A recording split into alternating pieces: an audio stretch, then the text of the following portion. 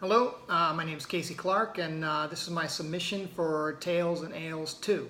And I want to tell you a story about my friend Charlie and how Charlie went bald. Much like myself, I happened to go bald in my 20s. It was a tough time for me to figure out, but I got through it. Charlie, unfortunately, went bald in one day, and I'll tell you about how that happened. But digressing on that, I first need to set up the scene for you. That I grew up in England. My father is English and my mother is American. And where we lived in England was a tiny village just outside of a slightly larger village near the city of Manchester in the north of England. So it's in the north country of England, lots of the moors and very desolate looking areas. I think Bronte sisters and all that good stuff. I lived in a town called Somerset, and we lived in an end of a row house, or a series of row houses on the last one. Somerset was a really pretty village. Up the tiny street from us was a elevated railroad track, crossing over our road and the river immediately next to it, which was directly across from our house. Behind our house was a large pasture, which then led into further moors, which, if you're unfamiliar, are very desolate grasslands in the north of England. So Charlie, when I was growing up, was my best friend, and Charlie was actually a doll.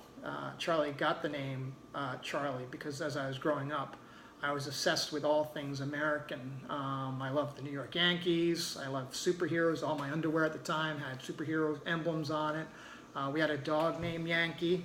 And for some reason, I think because I had an uncle living in America named Charlie, that I thought the name Charlie was very American. So our doll, or my doll, was named Charlie.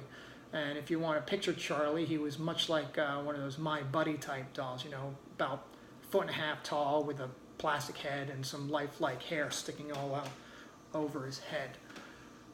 So Charlie and I were at home one day, moving into evening, and my father had stepped out to the pub. And the pub, if you know, in England, is not like going to the bar over here, but going to the pub is where the village, all the locals would get together and pass news of the day and things of that nature, and I'm sure have a pint or two. So my father used to go up to the pub, and he was up there, leaving myself, my mother, and my youngest sister and brother at home. My brother and sister were already in bed, and my mother decided that it was time for me to go to bed, but she needed to take a shower. So I was watching an episode of Sherlock Holmes, which at the time I loved. And I was able to convince my mother to let me stay up to watch Sherlock Holmes, and her terms for that were that when she's out of the shower, that it's time for me to go to bed. So I happily agreed and went back into the TV room and started watching Sherlock Holmes while my mom went upstairs to go into the shower. Now, if you imagine our house, imagine the floor plan is a T-shaped. On one end is a kitchen, on the other end is a front door, and in the middle, tucked away on the upright part of the T, would be where the sitting room was. So when you're sitting in the sitting room, you can't see out any of the windows. There's a large picture window facing the desolate hillside out near the kitchen, and there's the front door. So Sherlock Holmes was on. I think it was an episode about the Hound of the Baskervilles. And this is old BBC Sherlock Holmes, not the stuff we watch now. Pretty scary stuff. And I'm sitting there with Charlie tucked into my arm watching it intently. And as we're watching it, me and Charlie, not my mother, she's up in the shower.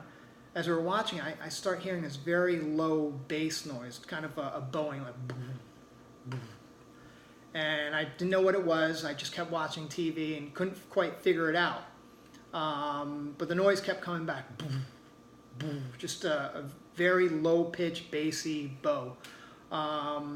So I thought it was a TV, and as I kept watching, the noise kept increasing, and the pitch started changing, and the timing of the bowing increased, or there was more of them. So I got up off the couch with Charlie tucked in my hand, and I walked towards the top of the T and looked towards the front door, and there was nothing there.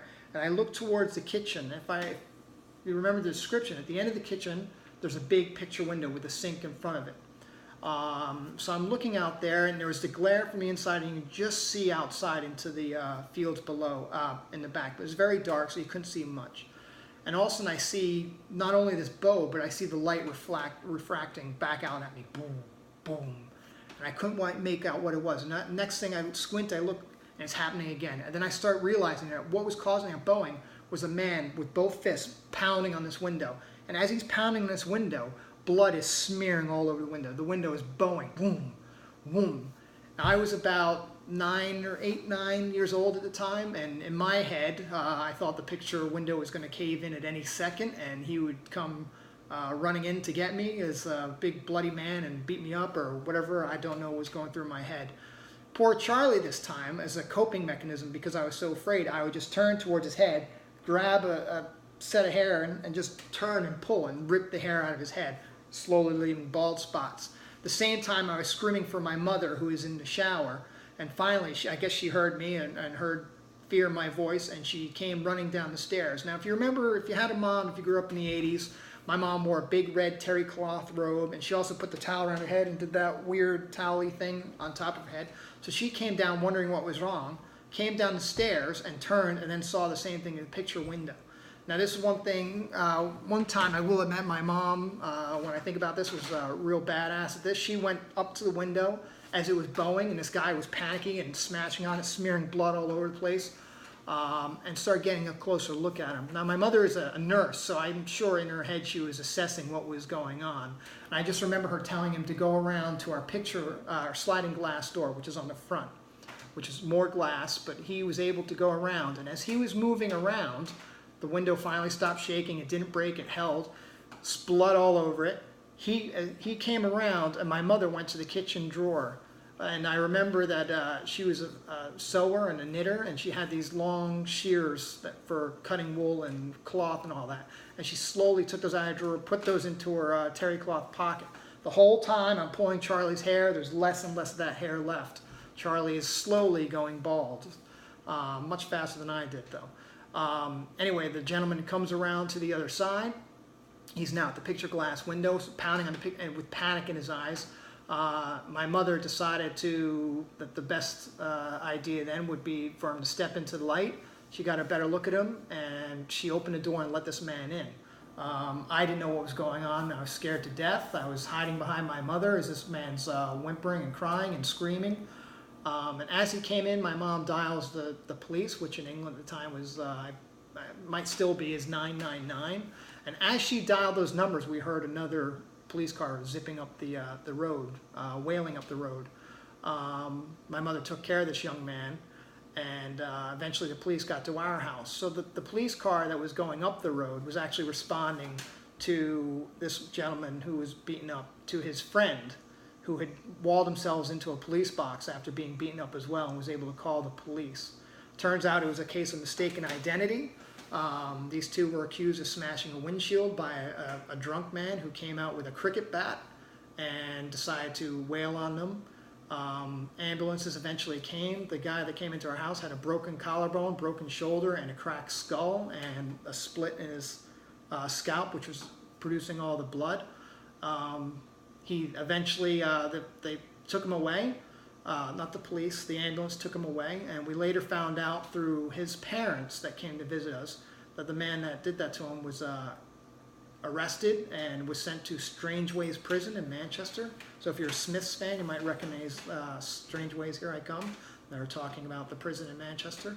But that's the night that Charlie went bald, and that's a story that I will submit to you, Tales and Ales, and do a bit of embellishing on for entertainment factor, but I think with Halloween right around the corner from October 20th, it might be a good story to tell.